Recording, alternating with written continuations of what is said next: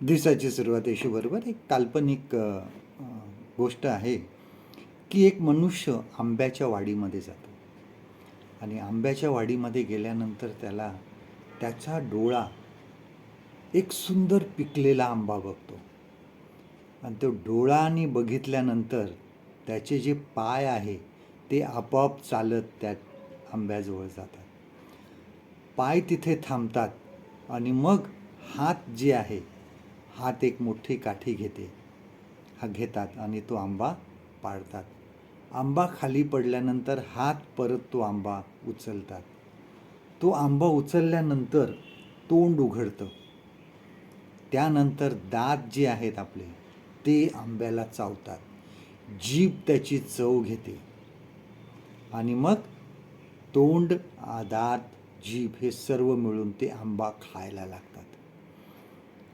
आणि एवढ्यात तो माळी जो असतो त्या बागेचा तो हे बघतो आणि तो त्या माणसाच्या मागे लागतो आणि हा माणूस पळतो. तो माळी ह्याच्या मागे, परंतु तो दूर गेल्यावर माळीला असं वाटतं की ह्याला मी आता पकडू शकत नाही, म्हणून तो एक दगड घेतो आणि जोरात भिरकावतो आणि तो दगड ह्या पळणाऱ्या माणसाच्या पाठीमध्ये जोरात लागतो आणि पाठीत जोरात लागल्यानंतर वेदना होतात आणि वेदना झाल्यानंतर काय होतं, त्याच्या डोळ्यातून पाणी येतं. बघा, सुरुवात डोळ्यांनी केलेली होती आणि शेवट ही डोळ्यांनी झाला. वेदना ज्या आहेत त्याचा परिणाम डोळ्यातून पाणी आलं. बघा, मनुष्य मोहात पडतो ते काय आपल्या डोळ्यांनी पडतो. जे काही तो बघतो त्यामुळे तो पापामध्ये पडतो. बघा, उत्पत्ती याचा 3 अध्याय 6 वचन बघा, जेनेसिस चॅप्टर 3 and verse 6.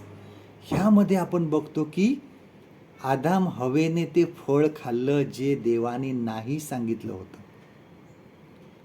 परंतु बघा, वचन बघा काय सांगतं, त्या झाडाचे फळ खाण्यास चांगले, दिसण्यात मनोहर आणि शहाणपणाच्या प्राप्ती इष्ट आहे असे त्या स्त्रीला दिसून आले.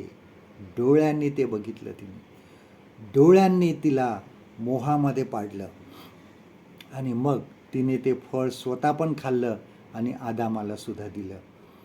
लोभ आहे की आपण ह्या जगामध्ये अनेक बघतो की लोभ आहे, मोह आहे, हे मनुष्याला पापामध्ये पाडतात.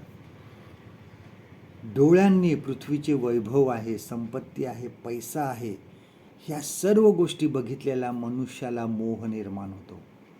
डोळ्यातून आम्हाला ते सगळं दिसतं. ज्या ठिकाणी आम्ही आमचे आत्मिक डोळे लावतो, ज्यांची इच्छा आम्ही धरतो, ते ठरवतं की आमचे जीवन प्रकाशमय होणार आहे की आमचे जीवन अंधारात राहणार आहे. जीवनामध्ये एक लक्षात ठेवा की तुमचे डोळे तुम्हाला कुठे घेऊन जातात हे नीट ओळखायला शिका. आजचं देवाचं वचन आपल्यासाठी हे आहे, मत्ती शुभवर्तमान ह्याचं 6 अध्याय 22 वचन, मॅथ्यूज चॅप्टर 6 and verse 22. डोळा शरीराचा दिवा आहे. यास्तव तुझा डोळा निर्दोष असला तर तुझं संपूर्ण शरीर प्रकाशमय होईल. परमेश्वर करो आजचा दिवस तुमचा आशीर्वादित करो.